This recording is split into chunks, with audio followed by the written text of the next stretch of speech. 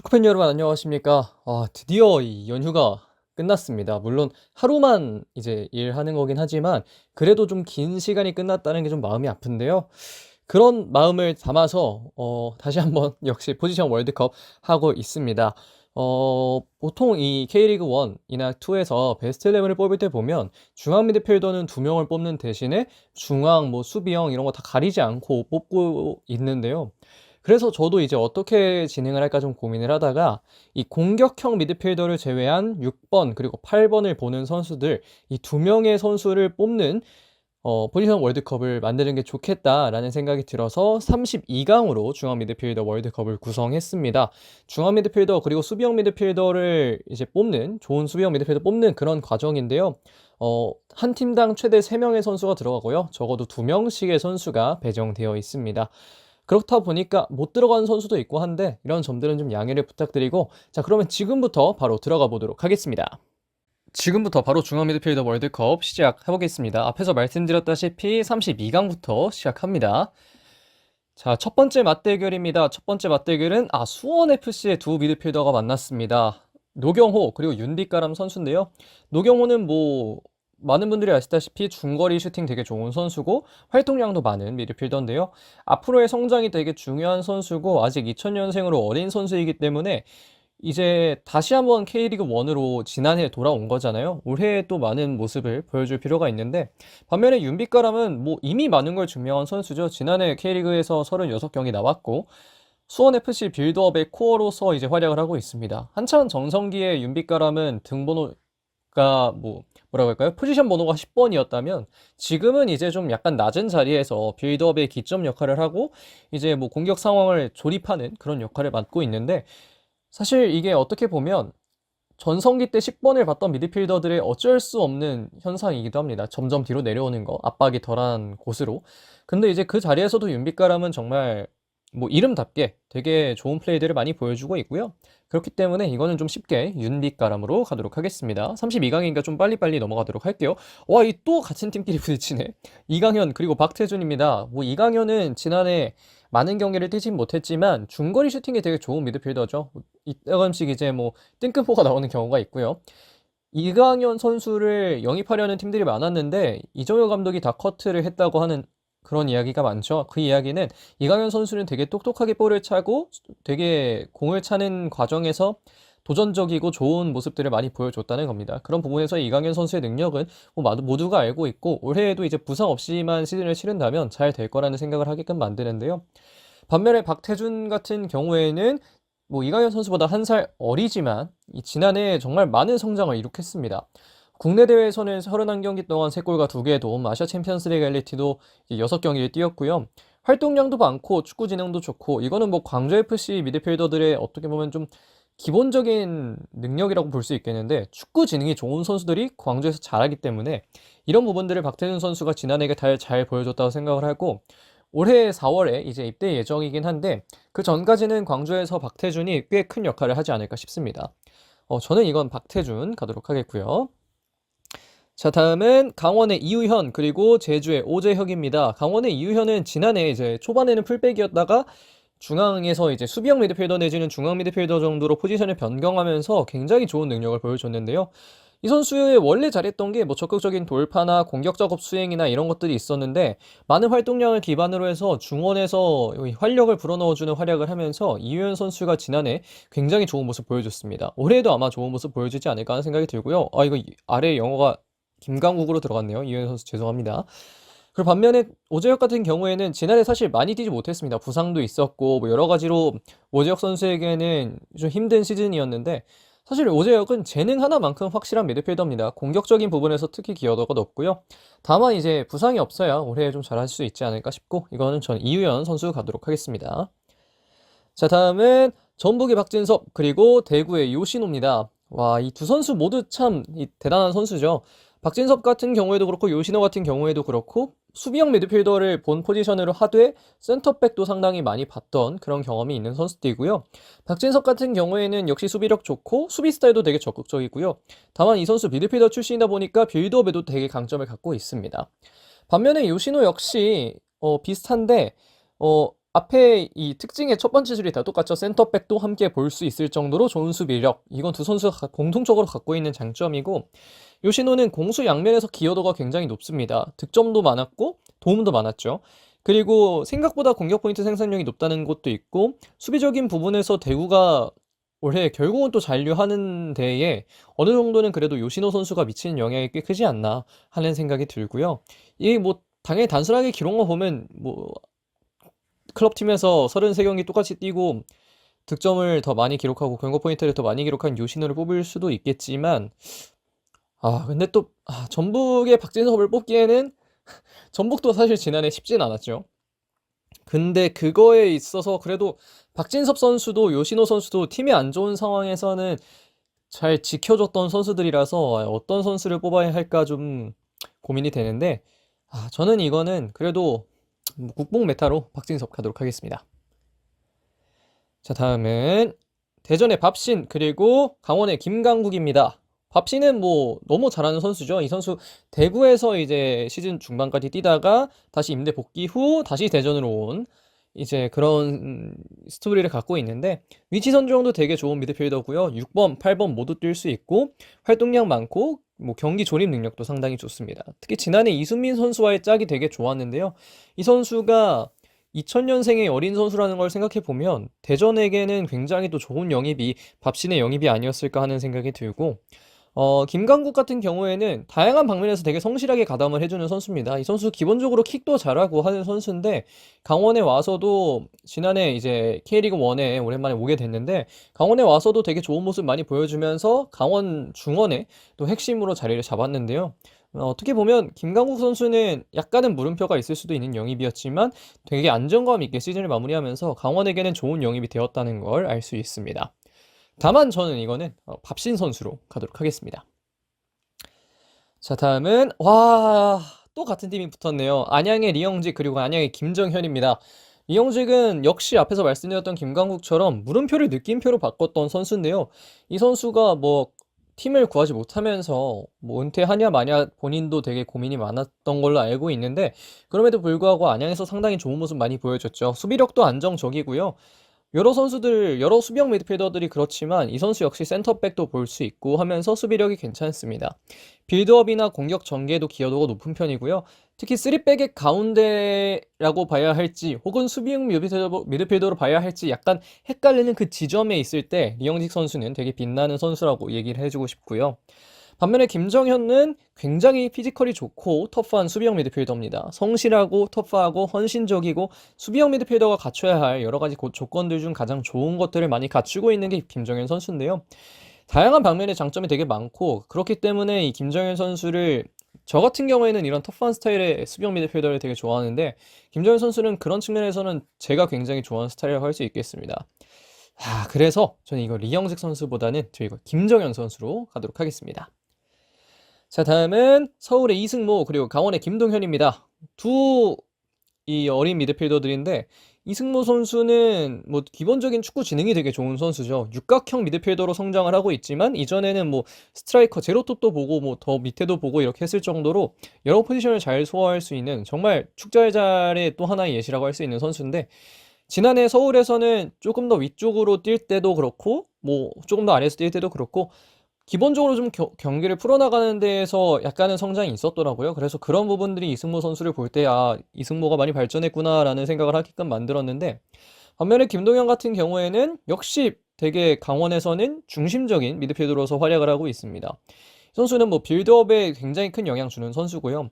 이전에도 그렇지만 대표팀에 갈 정도로 기본적인 능력이 좋은 선수고, 최근 몇 년간 이제 뭐 재조정하고 이런 기간이 있었지만 여전히 되게 좋은 능력을 보여주고 있고, 체력적으로 떨어졌을 때가 아니라 그래도 좀 체력을 어느 정도 쌓아놓고 시즌을 시작했을 경우에는 되게 좋은 모습을 많이 보여주는 선수입니다. 다시 한번 올해 또 주장으로 시즌을 준비하기 때문에 김동현 선수의 올해는 되게 기대가 되는데요. 그렇기 때문에 저는 뭐 지난해 보여준 거는 이승모와 김동현의 뭐 이승모는 좀 꾸준하게 잘했고 김동현 약간의 높낮이가 있긴 했는데요. 그래서 어떤 선수를 뽑아야 될까 좀 고민이 되는데, 어, 이거는 전 팀에 미치는 영향력을 좀 생각하겠습니다. 김동현으로 가도록 하겠습니다. 자, 다음은 김천의 이진용 그리고 전북의 한국영입니다. 이진용 선수는 되게 어리지만 경험이 많이 있는 미드필더죠. 되게 적극적으로 수비하는 선수고 가끔 위험한 파울이 나오기도 하지만 이 선수 기본적인 수비 능력은 되게 괜찮다는 평을 많이 받습니다. 다만 지난해 부상이나 이런 것들을 이유로 12경기밖에 뛰지 못했었고요. 반면에 한국영 같은 경우에는 뭐 많은 사람들이 다 알고 있는 미드필더죠. 축구를 잘 모르는 그렇게까지 많이 보지 않았던 사람도 한국영 선수를 한 번쯤 들어봤을 정도로 국가대표팀에서도 핵심적인 역할을 했고 물론 그때는 약간 암흑기 느낌도 있었지만 핵심적인 역할도 했었고 기성용 파트너 한국영 뭐 이렇게 잘 알려져 있었습니다. 이 선수 보면 시간이 가면 갈수록 좋은 선수라는 생각이 듭니다. 뭐 여러 방면에서 경험이 쌓이면서 공격으로도 수비로도 되게 많은 부분이 좋아지고 있고요. 아직도 되게 수비 스타일도 헌신적이고 공격의 시초에도 영향을 주고 있는 수비형 미드필더라서 한국영 선수는 전북이 지난 여름에 데려온 여러 선수 중 가장 좋은 영입이었다고 평가를 할 수 있을 정도로 되게 좋은 선수입니다. 전 그래서 이거는 한국영 가도록 하겠고요.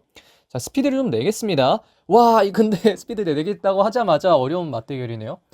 울산의 고승범 그리고 서울의 기성용입니다. 울산의 고승범은 2024년 K리그1 베스트 미드필더죠. 공수 양면에서 영향력이 높은 선수고요. 기본적인 능력치가 굉장히 높습니다. 활동량이 높고 활동량 많고 대인 수비도 되게 적극적으로 하는 스타일이고 공격적으로도 좋은 능력이 많다 보니까 지난해 이제 김판곤 감독으로 감독이 변경된 이후에 고승범 선수의 역할이 더더욱 커지면서 우승을 굉장히 견인하는 역할을 고승범 선수가 맡았는데요. 고승범 선수가 지난해 보여줬던 그런 모습들은 이 고승범 선수의 이적료였던 7억이 전혀 아깝지 않은 그런 활약이었다는 생각을 합니다. 반면에 기성용은 뭐 여전한 K리그 최고의 패서인데요. 다양하게 빌드업에 관여를 할 수 있는 선수고 후방에서 플레이메이킹 하면서 경기 조립도 하고 직접적인 박스 타격에도 장점이 있는 선수입니다. 뭐 최근에 뭐 그 박주호 위원 그 채널 나와서 했던 말들에 대해서 뭐 K리그 팬들의 어떤 약간의 비호도 있고 하지만 물론 저도 그 의견들에 모두 동의하지 않지만 기성용 선수의 뭐 그럼에도 불구하고 선수로서 기성용이 갖고 있는 재능만큼은 그리고 능력만큼은 인정을 할 수밖에 없죠. 그렇기 때문에 뭐 기성용 너무 좋은 선수인데 뭐 지난해 보여줬던 활약이나 앞으로 보여줄 활약이 좀 더 기대가 되는 건 저희가 고승범이라고 생각합니다. 고승범 가겠고요. 자, 다음은 보야니치와 이탈로입니다. 두 외국인 미드필더인데요. 보야니치는 뭐 후방에서 경기 조립을 굉장히 잘하는 선수죠. 적재적소의 패스를 잘 넣어줄 수 있는 선수고 수비 가담 역시 2년 차였던 지난해 조금 더 많아지면서 이 보야니치의 전반적인 경기 영향력이 상당히 높았습니다. 국내 대회에서 그리고 국제 대회에서도 공격 포인트 올리면서 총 7개의 공격 포인트 올렸을 정도로 보야니치는 굉장히 지난해 많은 변화를 만들었었는데요. 반면에 이탈로는 굉장히 피지컬 좋은 수비형 미드필더고 어떻게 보면 리그 내 최고의 삼선이라고도 할 수 있을 정도로 좋은 능력을 지난해 많이 보여줬습니다. 공수 양면에서 많은 영향력 미치고 있고 반년 만에 3년 재계약을 할 정도로 이탈로 선수에 대한 이 활약을 인정하는 어떤 이야기들은 정말 많았고 그렇기 때문에 이탈로 선수는 참 제주가 영입했던 지난 겨울 이적 시장에 영입했던 여러 선수들보다도 가장 또 좋은 영입이 아니었을까 하는 생각이 드는데 보야니치도 지난해 좋았지만 이탈로 선수가 보여줬던 퍼포먼스는 쉽게 잊히지 않을 거라는 생각이 들어서 이거 이탈로 가도록 하겠습니다. 자, 다음은 이규성 그리고 류재문입니다. 이규성 선수는 뭐 K리그 최고의 테크니션 중 하나죠. 이 선수 공 잡았을 때 탈압박이나 이런 거 하는 걸 보는 재미가 있는데 킥도 좋고 경기 조립 능력도 좋고 수비적인 부분에서도 어느 정도 능력을 보여줄 수 있는 선수고 지난해 약간의 부침이 있었지만 이규성 선수는 그럼에도 굉장히 좋은 능력을 가지고 있는 미드필더라는 데에는 뭐 큰 이견이 없는 그런 선수입니다. 반면에 류제문은 뭐 베테랑 미드필더죠. 정석적인 베테랑 미드필더로서 활약을 했습니다. 지난해 뭐 3선, 2선, 2.5선, 이정에서는 한 세 번째, 네 번째 정도 미드필더였는데 공수 양면에서 쏠쏠하게 활약을 해줬고요. 뭐 대인 수비도 잘하고 공격 상황에서는 방향 전환 패스도 잘 넣고 이런 모습이 있는 그런 좋은 선수입니다. 다만 이거는 뭐 어떤 선수의 활약이나 이런 걸 생각해 보면 저는 이거는 뭐 이규성 선수로 가야 되지 않을까 생각 들고요. 자, 다음은 포항의 한찬희 그리고 김천의 서민우입니다. 두 선수 모두 피지컬 좋은 미드필더들인데요. 한찬희는 킥에 굉장한 강점을 갖고 있는 선수입니다. 이 선수 뭐 중거리도 잘 때리고 그리고 빌드업 할 때에도 이 킥이 상당히 또 중요한 역할을 할 때가 많은데요. 한찬희 선수를 보고 있으면 참 압박이 없을 때 상당히 좋은 모습 보여준다는 걸 우리가 알 수 있고 후방에서의 조립에도 강점이 있는데 이 오베르단 선수와 함께 삼선 이쪽에서 나오면서 한찬희 선수의 어떤 기여도가 점점 더 높아지는 게 아닌가 하는 생각이 듭니다. 그만큼 또 조합이 좋고요. 반면에 서민우는 뭐 최고의 축구 지능을 갖고 있다고 해도 과언이 아니죠. 별명은 서교수인데 굉장히 공부도 많이 하고 연습도 많이 하고 정말 다양한 방면으로 좋은 것들을 많이 보여주는 기감이 될 만한 선수라는 생각을 하는데, 어디에 세워도 기본빵은 치고 뭐 잠시 톱에 섰을 때도, 수비형 미드필더를 볼 때에도, 센터백을 볼 때에도 어느 정도의 능력치는 늘 꾸준하게 보여주는 선수가 아닌가 생각합니다. 패스도 잘하고요. 그렇기 때문에 어떤 선수를 뽑을까 좀 고민이 되는데, 저 지난해 포항에서 좀 더 중심적인 활약을 했던 한찬이 가도록 하겠습니다. 자, 다음은 대전의 김준범 그리고 대구의 박세진입니다. 김준범 같은 경우에는 지난해 이제 대전에서 좋은 모습을 보여줬죠. 특히 시즌 말미에 이제 좋은 모습 보여줬는데, 이 선수는 뭐 사실 공격형 미드필더 월드컵 나와서도 뭐 큰 문제 없었을 만큼 공격적인 부분에서 되게 장점이 있는 선수인데요. 공격할 때 되게 적극적으로 가담을 해주고 공격에 집중시켰을 때 좀 더 좋은 모습이 보입니다. 지금 대전에 뒤쪽 라인이 밥신 그리고 이순민이잖아요. 그 둘이 뒤에를 커버해주고 김준범에게 좀 더 공격에 집중을 시켰을 때 저에게 좋은 결과들이 나오는 경우가 많았습니다.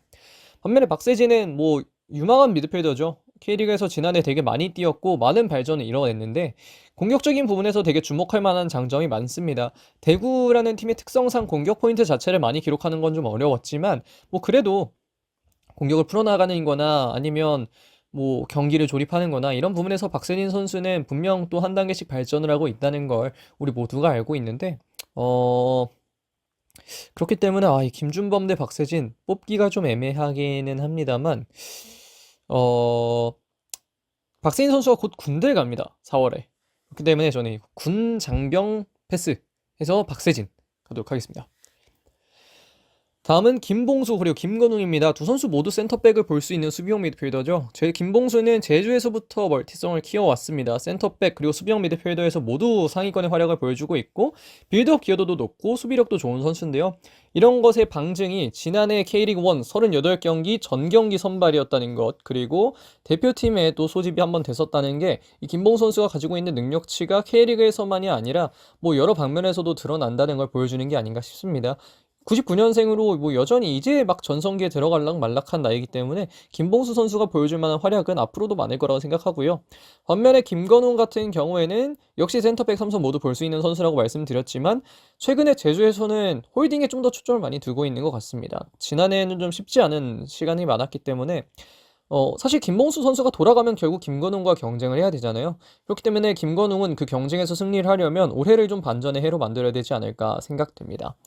그렇기 때문에 뭐 지금 기준으로 보면 뭐 당연히 김봉수 가도록 하겠고요. 자, 다음은 그러면 수원FC 이재원 그리고 대전의 이순민입니다. 이재원은 뭐 상당한 활동량이 핵심이 되는 선수죠. 윤빛가람 선수가 커버해야 할 범위를 줄여준과 동시에 그러면서 수원FC의 볼이 더 잘 돌게 하는, 어떻게 보면 좀 언성 히어로와 가깝다라는 생각을 하게끔 만드는 선수고, 그래도 그런 활동량 이외에도 공격적으로도 되게 많이 발전이 있어서 이 선수가 K리그 1에서도 충분히 통할 수 있는 선수라는 걸 지난해 좀 증명을 하지 않았나 싶습니다. 반면에 이순민 같은 경우에는 이제 많은 활동량 그리고 좋은 수비력 갖고 있는 선수인데요. 빌드업에도 영향 주고 되게 적극적으로 공격이나 수비나 적극적으로 임하고 본인의 어떤 특성이 잘 드러나는 플레이들을 많이 보여줍니다. 뭐 대표팀도 지난 아시안컵 때 한번 갔다 왔고요. 그래서 저는 이건 이순민 선수 가도록 하겠습니다. 자, 다음은 포항의 오베르단 그리고 전북의 강상윤입니다. 오베르단 같은 경우에는 뭐 지난해 거의 50경기 육박하는, 반올림하면 50경기에 육박하는 그런 경기 수를 소화했고 K리그 1에서 베스트 미드필더도 수상했고 활동량도 많고요. 볼 간수 능력도 뛰어납니다.